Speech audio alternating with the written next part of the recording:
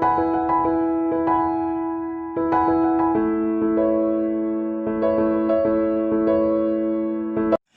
Morning विद्यार्थी मित्रों। आगळ अपने चैप्टर नंबर 8 है, एमां भारतीय बंधारण, एनो आमुख, आधारस्तंभ, लक्षणों वगैरह चर्चा करेली। त्यार पछी नागरिक शास्त्रनु आ बीजू चैप्टर है, चैप्टर नंबर 9 मूलभूत हको, मूलभूत फरजों और राज्यनीतिना मार्गदर्शक सिद्धांतों। आ चैप्टरनी अंदर आपणे जे टाइटल आपेलू है प्रमाणे मूलभूत हकोनी चर्चा करवानी है, मूलभूत फरजोनी चर्चा करवानी है और राज्यनीतिना मार्गदर्शक सिद्धांतों चर्चा करवानी है। नागरिकों ने कया कया हको है सरकार द्वारा प्राप्त थई है, बंधारण द्वारा प्राप्त थई है।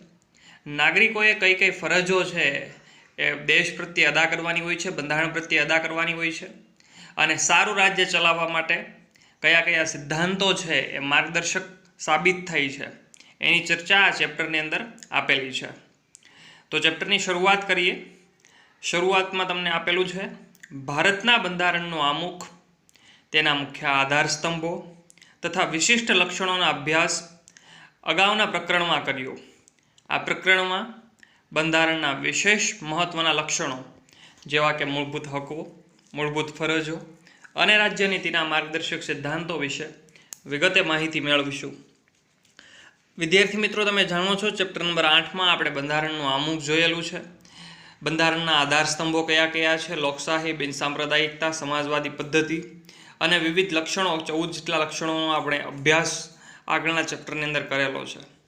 आ प्रकरणनी अंदर विशेष महत्वना केटलाक मूलभूत हको छे के जे बंधारण द्वारा नागरिकोने प्राप्त थई छे।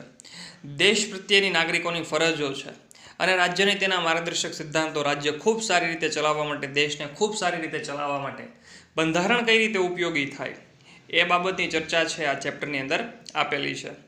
તો શરૂઆત તમને કરેલી છે માનવ હકો એટલે કે માનવ અધિકારો।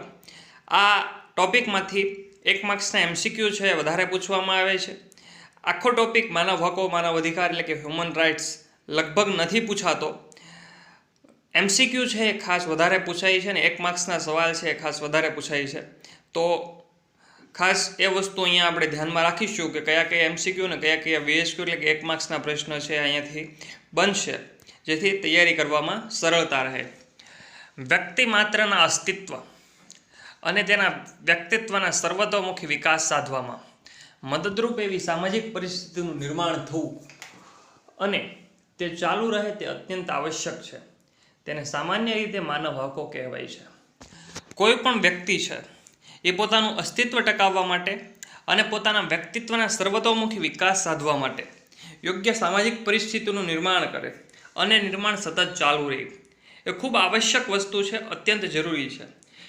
व्यक्ति पृथ्वी पर पोतानुं अस्तित्व टकावे અને પોતાના વ્યક્તિત્વનો સર્વતોમુખી વિકાસ કરે એટલે કે બધી રીતે વિકાસ કરે। સામાજિક ધોરણે પણ વિકાસ કરે, રાજકીય ધોરણે પણ વિકાસ કરે, ધાર્મિક ધોરણે પણ વિકાસ કરે, તંદુરસ્તીના આયામો ઉપર પણ એ પોતાનો વિકાસ છે સાધી શકે।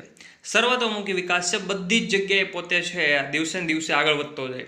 અને અત્યારે તમે જાણો છો વ્યક્તિ છે, માણસ છે, ઘણો પ્રગતિ કરી ચૂક્યો છે અને ઘણા ક્ષેત્રોમાં છે પોતે આગળ વધી ચૂક્યો છે। तो व्यक्ति मात्रનું अस्तित्व એટલે કે માણસ પોતાનું અસ્તિત્વ ટકાવે અને તેના વ્યક્તિત્વનો સર્વતોમુખી વિકાસ થાય, ખૂબ સારી રીતે બધા સેક્ટરમાં વ્યક્તિ છે પોતે વિકાસ સાધી શકે એવી સામાજિક પરિસ્થિતિનું निर्माण થવું એટલે કે સમાજ એવો બનવો જોઈએ। સમાજમાં એવા લોકો હોવા જોઈએ કે જે એવા વ્યક્તિને પ્રોત્સાહન આપી શકે, સમાજમાં એવા વ્યક્તિઓ હોવા જોઈએ કે જે સારી પરિસ્થિતિનું નિર્માણ કરી શકે, સમાજમાં એવા લોકો હોવા જોઈએ કે જે એકબીજાને મદદરૂપ થઈ શકે અને એ વસ્તુ થાય પછી કન્ટિન્યુ ચાલુ રહે એ ખૂબ જ જરૂરી છે। કોઈપણ વ્યક્તિને આગળ વધારવા માટે એને પ્રોત્સાહન સતત ને સતત આપવું ખૂબ જરૂરી છે। એકવાર પ્રોત્સાહન આપી દીધું પછી તમે એને પ્રોત્સાહન ન આપો તો કદાચ એવું બની શકે કે નાસીપાસ થાય, કદાચ હતાશ થઈ જાય અને પોતે આગળ ન પણ વધી શકે। તો સમાજમાં એવા લોકો હોવા જોઈએ કે જે સતત ને સતત લોકોને મદદરૂપ થતા હોય, સમાજમાં એવા વ્યક્તિઓ હોવા જોઈએ કે જે સમાજને આગળ વધારવામાં, લોકોને આગળ વધારવામાં પોતાનો સિંહ ફાળો આપતા હોય, જે અત્યંત આવશ્યક છે। એને સામાન્ય રીતે માનવ હકો કહેવાય છે। આ પહેલી વ્યાખ્યા છે માનવ હકની. હજી પણ એક વ્યાખ્યા આવશે માનવ હકની, પણ આ પહેલી વ્યાખ્યા છે જે 1 માર્ક્સની અંદર પૂછી શકાય. માનવ હકો એટલે શું? તો તમારે આ જે લીટી છે એ લખવાની થાય, વ્યક્તિ માત્રના અસ્તિત્વ અને તેના વ્યક્તિત્વના સર્વતોમુખી વિકાસ સાધવામાં મદદરૂપ એવી સામાજિક પરિસ્થિતિનું નિર્માણ થવું અને તે ચાલુ રહે તે અત્યંત આવશ્યક છે. એને સામાન્ય રીતે માનવ હકો કહેવાય છે. તો આ 1 માર્ક્સનો પ્રશ્ન, માનવ હકો એટલે શું?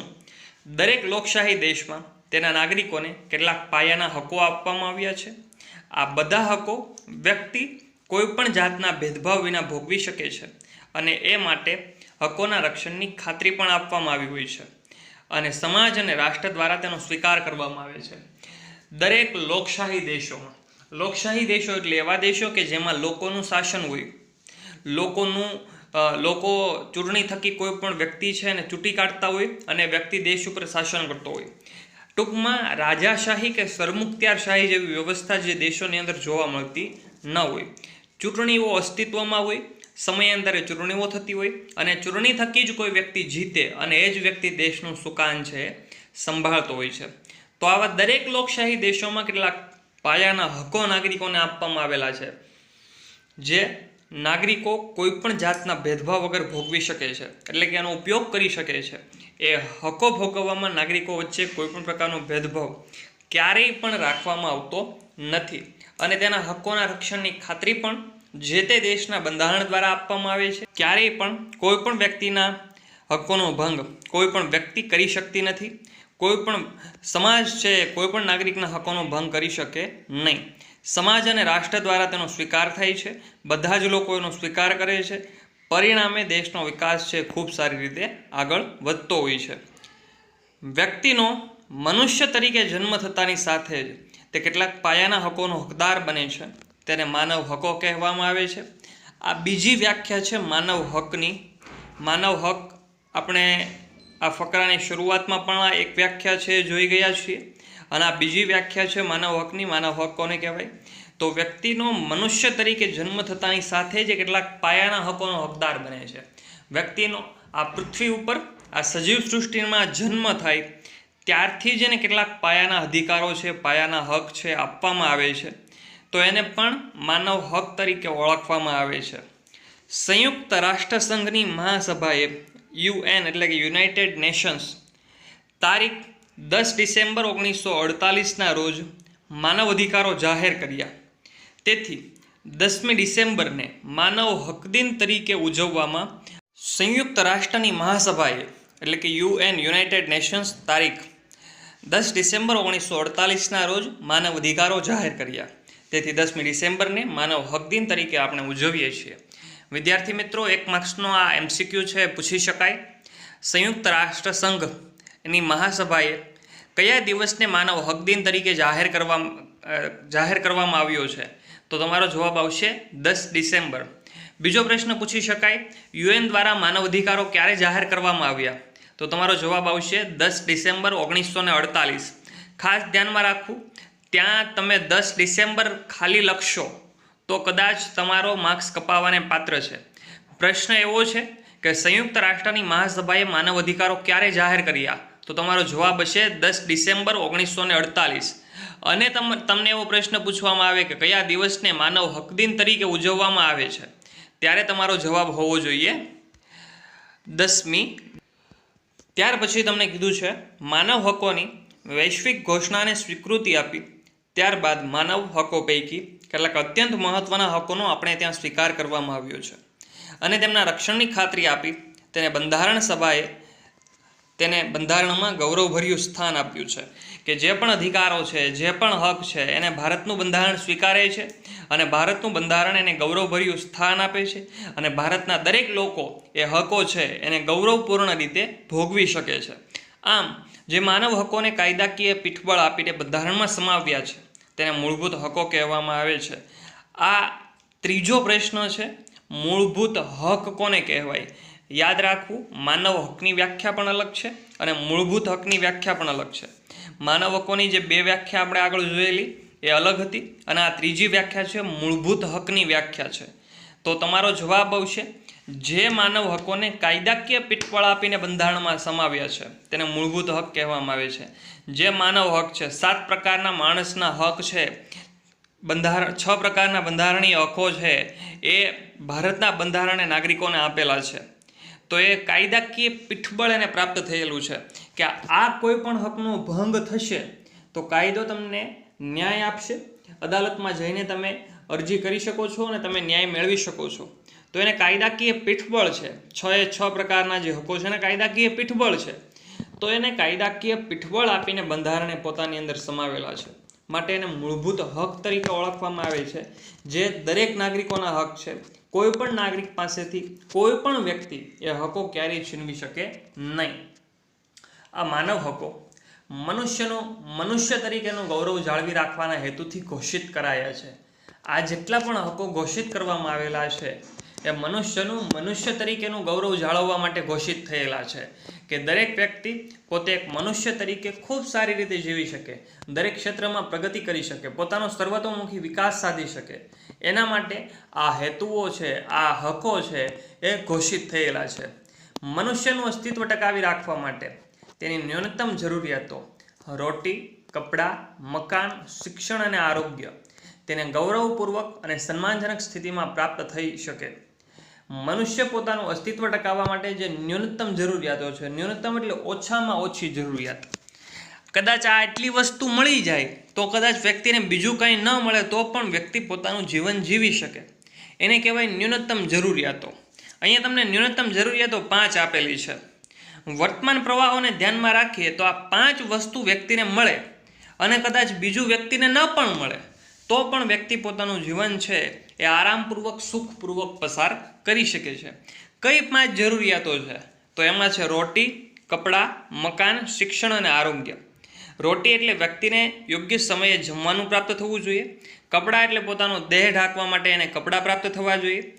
રહેવા માટેનું મકાન પ્રાપ્ત થવું જોઈએ. આગળ વધવા માટે શિક્ષણ પ્રાપ્ત થવું જોઈએ અને પોતાના શરીરનું ધ્યાન રાખવા માટે યોગ્ય આરોગ્ય પ્રાપ્ત થવું જોઈએ. તો આ 5 ન્યૂનતમ જરૂરિયાતો છે કે જે દરેક વ્યક્તિઓને મળવી જ જોઈએ. આ 5 જે જરૂરિયાતો છે એ વ્યક્તિને ગૌરવપૂર્ણ અને સન્માનજનક સ્થિતિમાં પ્રાપ્ત થાય એ આ હકોનો મૂળભૂત ઉદ્દેશ છે કે આ 5 વસ્તુની વ્યક્તિએ કોઈની પાસે માંગણી ન કરવી પડે. વ્યક્તિને ખૂબ સારી રીતે દેશ દ્વારા, સરકાર દ્વારા આ બધી વસ્તુ છે યોગ્ય સમયે પૂરી પાડવામાં આવે. તેના માટેની કામગીરી સરકાર દ્વારા હાથ ધરવામાં આવે. સરકાર ગરીબ લોકોનો પણ વિકાસ કરે અને આ ન્યૂનતમ જરૂરિયાતો પૂરી કરે. એ હેતુઓને ધ્યાનમાં રાખીને આ હકો છે એ બંધારણે પોતાની અંદર સમાવેલા છે. ઉપરાંત તે સર્વતોમુખી વિકાસ સાધી શકે, તે જાતનું રાજકીય અને સામાજિક વાતાવરણ મળી રહે એનો રાજ્યએ સ્વીકાર કરીને તેના રક્ષણની બાંહેધરી આપવામાં આવી છે. આવા પાયાના મૂળભૂત માનવ અધિકારો એ લોકશાહી શાસન પ્રથાની પાયાની ઓળખ છે.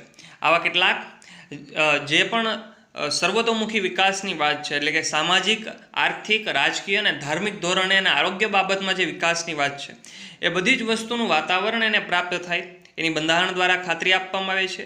રાજ્યનો સ્વીકાર કરે છે અને રાજ્ય પણ એના રક્ષણની ખાતરી આપે છે. દેશની સરકાર પણ એનો સ્વીકાર કરે છે અને દેશની સરકાર પણ એની ખાતરી આપે છે કે ક્યારેય પણ કોઈ પણ નાગરિકના મૂળભૂત હકોનો ભંગ કરવામાં આવશે નહીં. અને જો કોઈ પણ નાગરિકના મૂળભૂત હકોનો ભંગ થાય તો અદાલત એમાં હસ્તક્ષેપ કરી શકે છે. અદાલત એની તપાસ કરાવી શકે છે અને જે તે વ્યક્તિને ન્યાય છે એ અપાવી શકે છે. તો આ મૂળભૂત જે હકો છે, માનવ અધિકારો છે, એ લોકશાહી શાસન પ્રથાની પાયાની ઓળખ છે. એક પાયો છે કે જેના દ્વારા આખી ઇમારત છે એ ઊભી થતી હોય છે અને દેશનું શાસન છે એ ખૂબ સારી રીતે પાયા ઉપર, અધિકારો ઉપર, એ હકો ઉપર ટકી રહેલું હોય છે. ત્યાર પછીનો ટોપિક આપેલો છે મૂળભૂત હકો, ફંડામેન્ટલ રાઇટ્સ. ભારતના દરેક નાગરિકોને, ભારતના દરેક વ્યક્તિઓને કયા મૂળભૂત હકો પ્રાપ્ત થયેલા છે એની વાત તમને અહીંયા કરેલી છે. રાષ્ટ્રની સ્થિરતા, વ્યક્તિ સ્વાતંત્ર્યના રક્ષણ અર્થે તથા સરમુખત્યારશાહીના રક્ષણ માટે મૂળભૂત હકો જરૂરી છે અને તે નીચે મુજબ છે. કોઈપણ રાષ્ટ્રનો સ્થિરતાપૂર્વક વિકાસ કરવા, ખૂબ સારી રીતે વિકાસ કરવા માટે સસ્ટેનેબલ ડેવલપમેન્ટ તરીકે જેને આપણે ઓળખી શકીએ, ખૂબ સારી રીતે રાષ્ટ્ર આગળ વધે, સ્થિરતાપૂર્વક રાષ્ટ્ર આગળ વધે, દરરોજ રાષ્ટ્ર પ્રગતિ કરે, દેશની પ્રગતિ થાય, વ્યક્તિ સ્વાતંત્ર્યના રક્ષણ અર્થે વ્યક્તિ પણ પોતાનો વિકાસ કરી શકે, સરમુખત્યારશાહીના સામેના રક્ષણ માટે, એટલે કે દેશની અંદર કોઈ પણ એક વ્યક્તિનું શાસન સ્થાપિત ન થાય એના માટે મૂળભૂત હકો છે આવશ્યક છે, જરૂરી છે. 1 માર્ક્સનો આ પ્રશ્ન છે, ધ્યાનમાં લેવો. કઈ કઈ બાબતો માટે મૂળભૂત હકો જરૂરી છે? તો એનો તમારે આ જવાબ લખવાનો થશે. રાષ્ટ્રની સ્થિરતા, વ્યક્તિ સ્વાતંત્ર્યના રક્ષણ અર્થે અને સરમુખત્યારશાહીના રક્ષણ માટે મૂળભૂત હકો જરૂરી છે. તે નીચે મુજબ છે. ભારતના બંધારણે ભારતના દરેક નાગરિકોને 6 પ્રકારના હકો છે આપેલા છે. એમાંનો પહેલો હક છે સમાનતાનો હક, બીજો હક છે સ્વતંત્રતાનો હક, ત્રીજો હક છે શોષણ સામેનો હક, ચોથો હક છે ધાર્મિક સ્વતંત્રતાનો હક, પાંચમો હક છે સાંસ્કૃતિક અને શૈક્ષણિક હક અને છઠ્ઠો છે બંધારણીય ઇલાજોનો હક. વિદ્યાર્થી મિત્રો, 2 માર્ક્સની અંદર આ પ્રશ્ન પૂછી શકાય છે કે ભારતીય બંધારણે ભારતના નાગરિકોને કયા કયા મૂળભૂત હકો આપેલા છે. તો આ 6 હકોના નામ છે તમારે લખવા પડે. સમાનતાનો હક, સ્વતંત્રતાનો હક, શોષણ સામેનો હક, ધાર્મિક સ્વતંત્રતાનો હક, સાંસ્કૃતિક અને શૈક્ષણિક હક અને બંધારણીય ઇલાજોનો હક. જેમાંથી આપણે આજે એક પહેલો હક જોવાના છીએ, સમાનતાનો હક. અંદર ટોપિકમાં તમને વાત કરેલી છે કાયદા સમક્ષ સમાનતા અને કાયદાનું સમાન રક્ષણ. આ 2 ખ્યાલોનો સમાવેશ કરવામાં આવ્યો છે. આ આખા ટોપિકમાં તમને જે વાત કરેલી છે એમાં 2 ટોપિક છે એ મહત્વના છે, કાયદા સમક્ષ સમાનતા અને કાયદાનું સમાન રક્ષણ. તો જોઈએ એ 2 ટોપિક વિશે કઈ કઈ બાબતો આ ટોપિકમાં કીધેલી છે. બંનેની વ્યાખ્યા સાથે તમને આ વાત છે આ ટોપિકમાં આપવામાં આવેલી છે. પહેલું છે કાયદા સમક્ષ સમાનતા, એટલે કોઈ પણ વ્યક્તિ કે વર્ગની તરફેણમાં વિશેષાધિકારનો અભાવ. એકસરખી પરિસ્થિતિમાં મુકાયેલ વ્યક્તિને એકસરખો કાયદો લાગુ પડે. આ હક મુજબ વ્યક્તિઓ વચ્ચે જ્ઞાતિ, જાતિ, લિંગ, જન્મસ્થળ કે આવક કે શિક્ષણના કારણોસર ભેદભાવ રાખવામાં આવશે નહીં. તેમની સાથે કાયદાનો વ્યવહાર એકસરખો જ રહેશે. વ્યાખ્યા તમને આપેલી છે કાયદા સમક્ષ સમાનતા એટલે કોઈ પણ વર્ગ કે વ્યક્તિની તરફેણમાં વિશેષાધિકારનો અભાવ. એવું તમને કહેવામાં આવે છે કે કાયદો દરેક વ્યક્તિ પ્રત્યે સમાન છે. કોઈ પણ વ્યક્તિ ઉપર કાયદો છે એ અસમાનતાના ધોરણ ઉપર લાગુ પડતો નથી. કોઈ પણ વ્યક્તિને કાયદાથી વિશેષ અધિકારો આપવામાં નથી આવેલા. કોઈ પણ વ્યક્તિ કોઈ પણ ગુનો કરે છે કે દંડ કરે છે તો એને કાયદા દ્વારા એક સરખી જ સજા આપવામાં આવે છે. કોઈ 2 વ્યક્તિ એક સરખી રીતે દંડ કરે છે, ગુનો કરે છે, ગુનાહિત કૃત્ય કરે છે તો એ બંને વ્યક્તિ ઉપર કોઈ પણ પ્રકારના ભેદભાવો વગર કાયદો છે સરખો લાગુ પડશે. 2 વ્યક્તિ દ્વારા ચોરી કરવામાં આવે છે તો બંને ચોરી કરનાર વ્યક્તિઓને એક સરખી જ સજા પ્રાપ્ત થવી જોઈએ. એમાં કોઈ જ્ઞાતિ, જાતિ, લિંગ, જન્મસ્થળ કે આવકના ભેદભાવો ક્યારેય ધ્યાનમાં લેવા જોઈએ નહીં. કોઈ એક અમીર વ્યક્તિ હોય ધીરે ધીરે ગરીબ થાય અને ગરીબ થાય પછી ચોરી કરવા માંડે તો એના માટે પણ સરખી સજા હોવી જોઈએ, અને કોઈ પહેલેથી જ ચોરી કરતો હોય તો એના માટે પણ સરખી સજા હોવી જોઈએ. કોઈ પણ વ્યક્તિ કે વર્ગની તરફેણમાં કોઈ વધારા પડતા અધિકારો છે આપવા જોઈએ નહીં, અને એ બાબતે કોઈ પણ પ્રકારનો ભેદભાવ પણ ક્યારેય કાયદા દ્વારા કરવામાં આવતો નથી.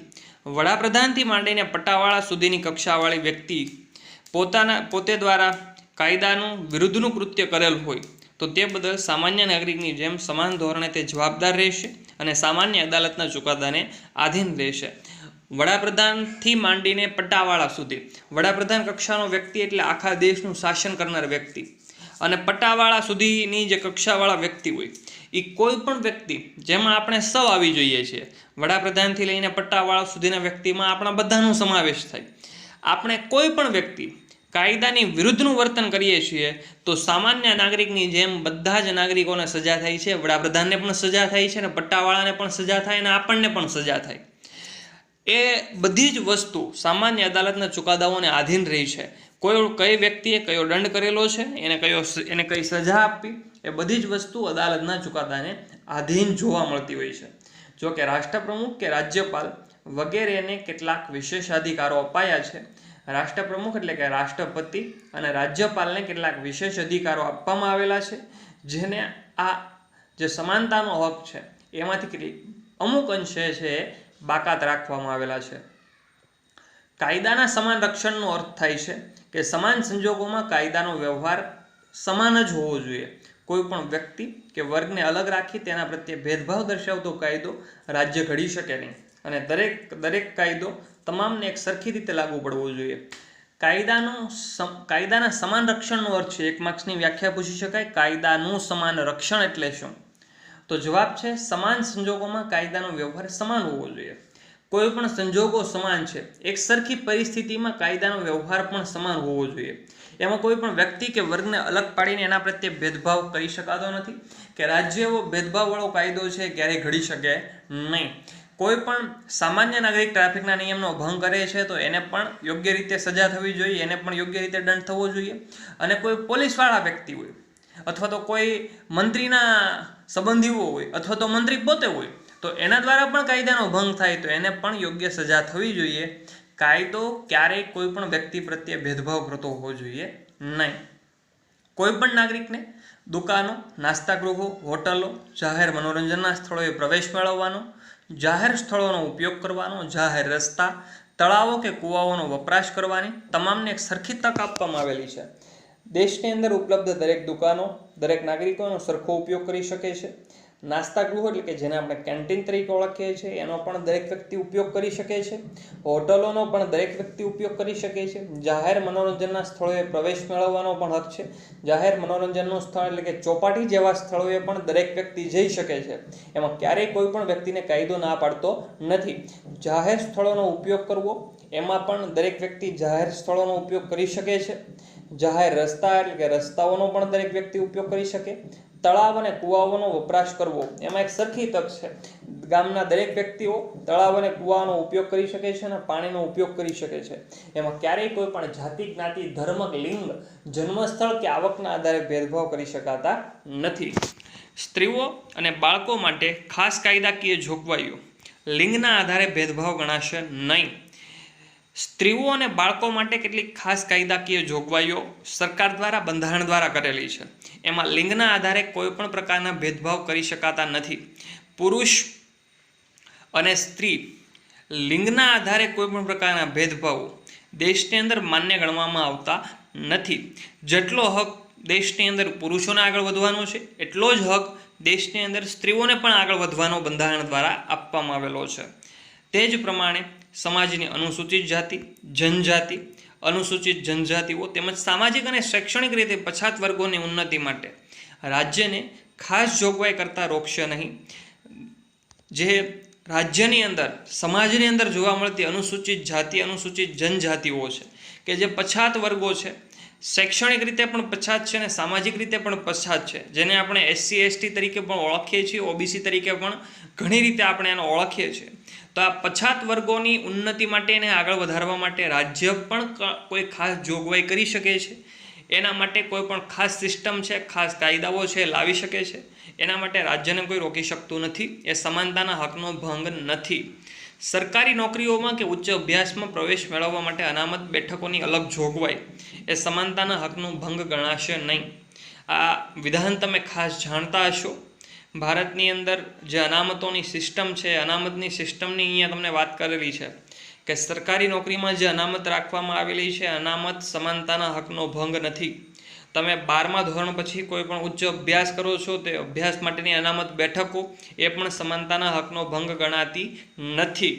તો ભારતનું બંધારણ આ વસ્તુનો સ્વીકાર કરે છે કે સરકારી નોકરીમાં અને ઉચ્ચ અભ્યાસમાં પ્રવેશ માટે જે અનામત બેઠકો છે એ અનામત બેઠકો સમાનતાના હકનો ભંગ નથી. રાજ્યની જાહેર નોકરીઓમાં નિમણૂક સંબંધી બાબતોમાં તમામ નાગરિક માટે સમાન તક રહેશે. જોકે નોકરી સંબંધી જરૂરી લાયકાતો નક્કી કરવાની રાજ્યને છૂટ આપવામાં આવેલી છે. રાજ્ય સરકારની કોઈ પણ જાહેર નોકરીઓ છે, ગુજરાત રાજ્યની કોઈ પણ જાહેર નોકરી એટલે કે સરકારી નોકરી છે, એમાં દરેક નાગરિકોને નિમણૂક માટે સમાનતા આપવામાં આવે છે.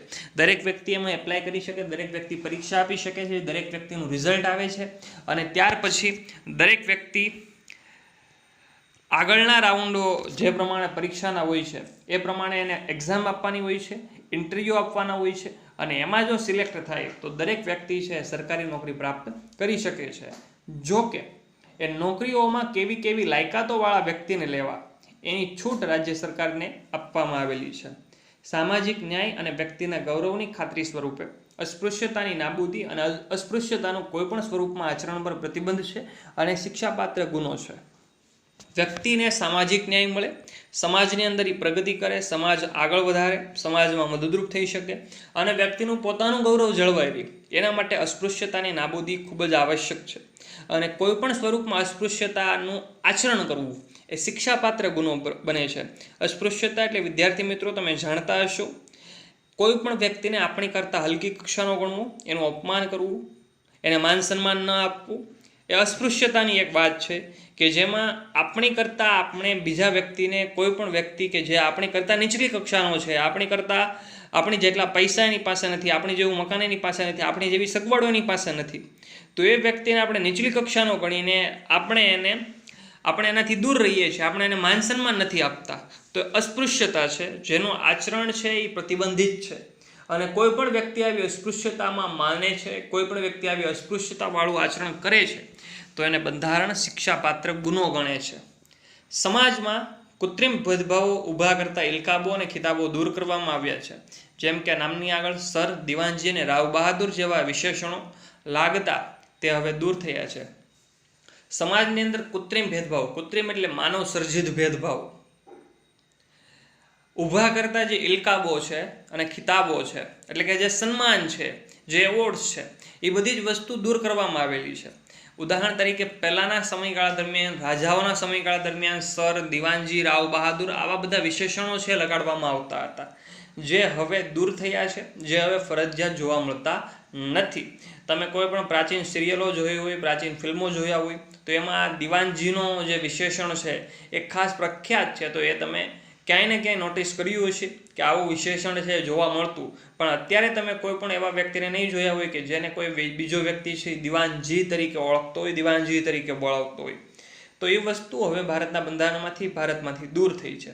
સ્વતંત્રતા પછી જુદા જુદા ક્ષેત્રોમાં તેમના વિશિષ્ટ પ્રદાનને અને સિદ્ધિઓને ધરાવતી વ્યક્તિઓને બિરદાવવા માટે સરકાર દ્વારા ભારત રત્ન, પદ્મભૂષણ, પદ્મવિભૂષણ અને પદ્મશ્રી જેવા વિશિષ્ટતા દર્શક એવોર્ડ છે એ આપવામાં આવે છે. લશ્કરી સેવાઓમાં પરમવીર ચક્ર અપાય છે. આઝાદી પછી એટલે કે 1947 પછી કોઈ પણ વિશિષ્ટ પ્રદાન હોય કે સિદ્ધિઓ ધરાવતી વ્યક્તિ હોય એને બિરદાવવા માટે ભારત સરકાર દ્વારા ભારત રત્ન આપવામાં આવે છે, જે ભારતનું સર્વોચ્ચ સન્માન ગણાય છે. પદ્મભૂષણ, પદ્મવિભૂષણ અને પદ્મશ્રી જેવા વિશિષ્ટતા દર્શક એવોર્ડ છે આપવામાં આવે છે. અને લશ્કરી સેવાઓમાં પરમવીર ચક્ર છે એ આપવામાં આવે છે. વિદ્યાર્થી મિત્રો, અહીં MCQ પૂછાઈ શકે છે કે ભારત સરકાર દ્વારા સ્વતંત્રતા પછી કોઈ પણ વિશિષ્ટ પ્રદાન કે સિદ્ધિઓ ધરાવતી વ્યક્તિઓને કયા કયા એવોર્ડ્સ આપવામાં આવે છે? તો 4 નામ તમારે લખવાના થાય: ભારત રત્ન, પદ્મભૂષણ, પદ્મવિભૂષણ અને પદ્મશ્રી. અને બીજો પ્રશ્ન, લશ્કરી સેવાઓમાં કયો એવોર્ડ આપવામાં આવે છે? તો લશ્કરી સેવાઓમાં પરમવીર ચક્ર એવોર્ડ છે એ આપવામાં આવે છે. લશ્કરી સેવાઓમાં નામની આગળ જનરલ, મેજર, ચીફ માર્શલ કે ફિલ્ડ માર્શલ જેવા વિશેષણો લાગે છે. તે સમાનતાના હકનો ભંગ ગણવામાં આવતો નથી. લશ્કરની અંદર કોઈ પણ વ્યક્તિ કામ કરતો હોય તો એના નામની આગળ general, major, chief marshal, field marshal જેવા વિશેષણો લગાડવામાં આવે છે. એ સમાનતાના હકનો ભંગ નથી, કારણ કે લશ્કરનું જે આખું તંત્ર છે, આખી કામ કરવાની વ્યવસ્થા છે, એમાં હોદ્દાને ધ્યાનમાં રાખીને આ વિશેષણો છે નક્કી થયેલા છે. અને હોદ્દા પ્રમાણે વિશેષણો આપવામાં આવે છે, જેના કારણે અન્ય વ્યક્તિઓને ખ્યાલ આવે કે મારે કયા વ્યક્તિનો હુકમ માનવાનો છે, મારે કયા વ્યક્તિના હાથ હેઠળ કામ કરવાનું છે, મારે કયો વ્યક્તિ દ્વારા હુકમ આપવામાં આવે તો મારે કયા કયા પ્રકારના કામો કરવાના છે. એ માટે આ લશ્કરની અંદર, લશ્કરી સેવાઓમાં આવા વિશેષણો છે જે સમાનતાના હકનો ભંગ ગણાતો નથી. આમાં હક થકી સમાનતાવાળા સમાજની સ્થાપનાનો ઉદ્દેશ છે અને ભારતમાં કાયદાનું શાસન છે તે સ્થાપિત થઈ છે. આમ આ હકો થકી સમાનતાવાળા સમાજની સ્થાપના થાય એવો ઉદ્દેશ છે એ ભારતનું બંધારણ રાખે છે. કોઈ પણ વ્યક્તિ પ્રત્યે સમાજમાં ક્યારેય કોઈ પણ પ્રકારનો ભેદભાવ ન કરવામાં આવે એ બાબતો અહીંયા દર્શાવવામાં આવે છે. અને એ વસ્તુઓને ધ્યાનમાં રાખીને, એવા ઉદ્દેશોને ધ્યાનમાં રાખીને ભારતમાં કાયદાનું શાસન છે એ સ્થાપિત કરવામાં આવે છે. અલગ પ્રકારના સમૂહો કે વર્ગો માટે તેમની અલગ વિશિષ્ટ સેવાઓના સંદર્ભમાં અલગ પ્રકારની કાયદાકીય જોગવાઈ હોઈ શકે છે. દાખલા તરીકે ડૉક્ટરો, વકીલો, શિક્ષકો વીમા કંપનીઓ સ્ત્રીઓ સગીરો માટે અલગ અલગ કાયદાઓ છે. સમાન કામ માટે સમાન વેતનનો સિદ્ધાંત પણ આ અનુચ્છેદનો જ ભાગ છે. અલગ અલગ પ્રકારના સમૂહો કે અલગ અલગ વર્ગો માટે વિશિષ્ટ સેવાઓના સંદર્ભમાં અલગ અલગ કાયદાકીય જોગવાઈઓ હોઈ શકે છે. તમને અહીંયા નામ આપેલા છે. વકીલોની સેવા અલગ છે, વકીલનું કામ અલગ છે અને ડૉક્ટરનું કામ અલગ છે. કોઈ વકીલ ડૉક્ટરનું કામ નથી કરતો અને કોઈ ડૉક્ટર વકીલનું કામ નથી કરતો. એમ શિક્ષકનું કામ અલગ છે, વીમા કંપનીનું કામ અલગ છે. શિક્ષકોના કોઈ કામ વીમા કંપની નથી કરતી, વીમા કંપનીઓના કોઈ પણ કામ શિક્ષકો છે એ પોતાના ચાલુ કામ દરમિયાન નથી કરતા. તો આ બધી જ વસ્તુ અલગ અલગ છે. આ વિશિષ્ટ પ્રકારના વર્ગો છે, આ વિશિષ્ટ પ્રકારની સેવા છે, વિશિષ્ટ પ્રકારના સમૂહો છે. તો એના માટે અલગ અલગ પ્રકારની કાયદાકીય જોગવાઈઓ જોવા મળે છે. વકીલો માટેના અલગ કાયદાઓ છે, ડૉક્ટરો માટેના અલગ કાયદાઓ છે, શિક્ષકો માટેના અલગ કાયદાઓ છે, વીમા કંપની માટે, સ્ત્રીઓ માટે કે સગીરો માટે કાયદાઓ છે અલગ અલગ રાખવામાં આવેલા છે. એને પણ સમાનતાના હકનો ભંગ ગણવામાં આવતો નથી. સમાન કામ માટે સમાન વેતનનો સિદ્ધાંત પણ આ અનુચ્છેદનો જ ભાગ છે. સમાન કામ એટલે કે કોઈ પણ વ્યક્તિ સમાન કામ કરે છે તો એને સરખું વેતન મળવું જોઈએ. કોઈ કંપનીમાં એક વ્યક્તિ 5 કલાક કામ કરે છે તો એને એ 5 કલાક કામ કરે છે એના માટે એને 500 રૂપિયા આપવામાં આવે છે, અને બીજો વ્યક્તિ પણ 5 કલાક કામ કરે છે તો એને 5 કલાક કામ માટે 400 રૂપિયા આપવામાં આવે. તો એ વસ્તુ અસમાનતા છે, એ વસ્તુ અન્યાય છે, જે ક્યારેય થવી જોઈએ નહીં. સમાન કામ માટે સમાન વેતન મળવું જોઈએ. પહેલા વ્યક્તિને 500 આપવામાં આવે છે તો બીજા વ્યક્તિને પણ 5 કલાકના કામ માટે 500 રૂપિયા જ આપવામાં આવે. એ સમાનતા છે અને સમાનતા જ હોવી જોઈએ. એ પણ આ અનુચ્છેદનો સમાનતાના હકનો જ એક ભાગ છે. આજ માટે એટલું જ. વધુ આપણે આગળના લેક્ચરમાં કન્ટિન્યુ કરીશું. ત્યાં સુધી જે પણ MCQ છે, જે પણ BSQ છે, એ બધી જ વસ્તુ ધ્યાનમાં લેવી અને એકવાર વાંચી જવી.